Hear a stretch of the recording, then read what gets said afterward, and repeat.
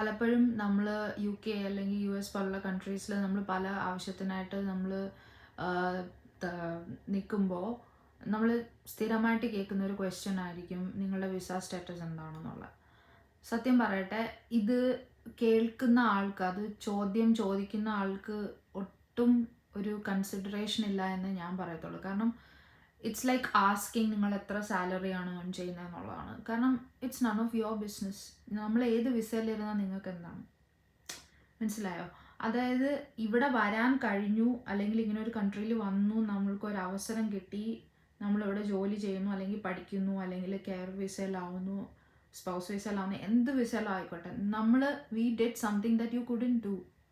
Okay, അതിൻ്റെ ഇവിടെ വന്നിട്ട് നമ്മൾ എങ്ങനെയാണ് ജീവിക്കുന്നത്, ഓരോ ദിവസം എങ്ങനെയാണ് ചിലവഴിക്കുന്നത്, എന്തുമാത്രം കഷ്ടപ്പാടാണ്, അല്ലെങ്കിൽ എന്തുമാത്രം പ്രിവിലേജ്ഡ് ആയിട്ടുള്ള ഒരു ലൈഫാണ്, depending either sides of the coin. ഇത് രണ്ടും ഈ നാട്ടിലിരിക്കുന്ന ആൾക്കാർക്ക് വലിയ ഐഡിയ ഉണ്ടാവില്ല. അവരുടെ ലിമിറ്റഡ് ഐഡിയാസും പിന്നെ ഈ സിനിമയിൽ നിന്ന് കിട്ടുന്ന റെഫറൻസസും ഒക്കെ കണ്ടിട്ടായിരിക്കും അവർ നമ്മളോട് ഓരോ പൊട്ട ക്വസ്റ്റ്യൻസ് ചോദിച്ചുകൊണ്ട് വരുന്നത്.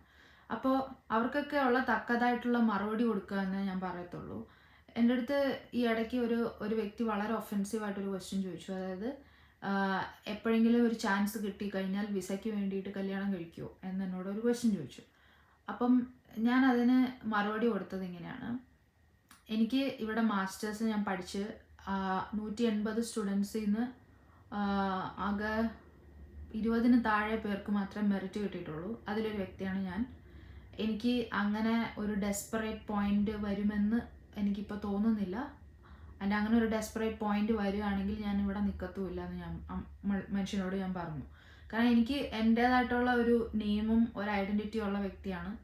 എനിക്ക് അങ്ങനെ ഒരു കല്യാണത്തിന് വേണ്ടിയിട്ട് ഒരാളെ കല്യാണം കഴിച്ചിട്ട് ഒരു കൺട്രിയിൽ വരാനൊന്നും ഉണ്ടെങ്കിൽ എനിക്ക് അത് ആദ്യമേ ചെയ്യാമായിരുന്നു. എനിക്ക് അതിനുള്ള ഓപ്പർച്യൂണിറ്റീസ് വന്നപ്പോൾ ഞാൻ ചെയ്തില്ല. അപ്പോൾ അങ്ങനെ ഇരിക്കുമ്പോൾ എന്നോട് വന്ന് അങ്ങനെ ഒരു ക്വസ്റ്റ്യൻ ചോദിച്ച വ്യക്തിക്ക് എനിക്ക് ഇങ്ങനെയാണ് ഞാൻ മറുപടി കൊടുത്തത്. പക്ഷെ അതോടുകൂടി എനിക്ക് ആ മനുഷ്യനോടുള്ള ആ ഒരു അടുപ്പമാണ് അവിടെ പോയത്.